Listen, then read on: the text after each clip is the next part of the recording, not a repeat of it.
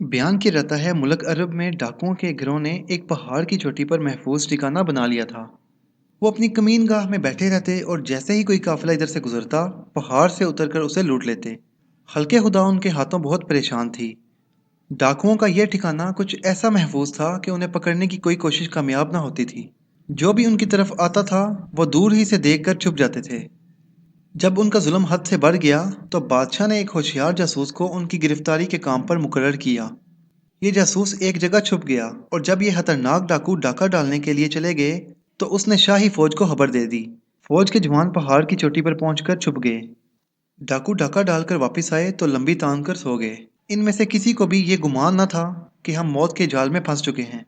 फौज के जवानों को जब इत्मीनान हो गया कि डाकू सो गए हैं तो उन्होंने सब डाकुओं को मजबूत रस्सियों से जकड़ कर बादशाह के दरबार में पेश कर दिया और बादशाह ने फौरन ही हुक्म सुना दिया कि इन सबको कत्ल कर दिया जाए। इन डाकुओं में एक नौजवान भी था जिसकी शक्ल बहुत भोली भाली थी।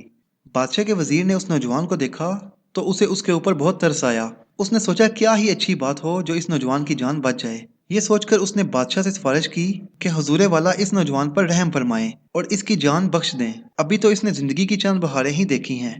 इसकी तालीम और तरबियत का अच्छा इंतजाम कर दिया जाए तो उम्मीद है ये एक अच्छा इंसान बन जाएगा। बादशाह को अपने वजीर की ये बात पसंद ना आई। उसने कहा तालीम और तरबियत से इंसान की फितरत नहीं बदला करती। ये डाकुओं के खतरनाक गिरोह में शामिल था, इसलिए ये जरूरी है कि डाकुओं के साथ इसे भी कत्ल कर दिया जाए। ये अक्लमंदी नहीं कि इंसान आग बुझाए और अंगारे को छोड़ दे या सांप को मारे और सपूलिये को जिंदा रहने दे। वजीर ने बादशाह की इस बात की तायद की और कहा बेशक हजूर ने बजा फरमाया। लेकिन मौका देखकर एक बार फिर नौजवान की सिफारिश की और कहा इस नौजवान की आदतें वाकई ही अच्छी नहीं, लेकिन ये बुरी आदतें इसने बुरे लोगों में रहने की वजह से अपनाई हैं। अब अच्छे लोगों के साथ रहेगा तो अच्छा इंसान बन जाएगा।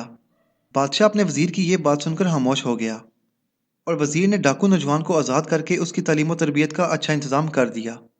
कहते हैं ये नौजवान कुछ दिन तो ठीक रहा लेकिन फिर ओबाश लोगों में उठने बैठने लगा और एक दिन नेक दिल वजीर और उसके बेटों को कत्ल करके उसके घर का मालो मता लूट कर भाग गया और उसी पहाड़ी चोटी को अपना मस्कन बना लिया जिस पर उसके साथियों ने कब्जा कर रखा था।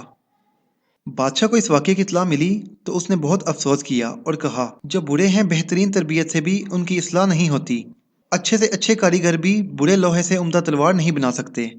शेख सादी रहमतुल्लाह अलैह ने इस हकायत में इस हकीकत की तरफ इशारा किया है कि बद असल से भलाई की तवक्का ना रखनी चाहिए।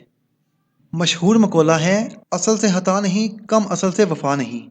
मजीद ये कि कुत्ते की दुम को 100 बरस भी नलकी में रखा जाए जब निकालेंगे टेरी ही होगी।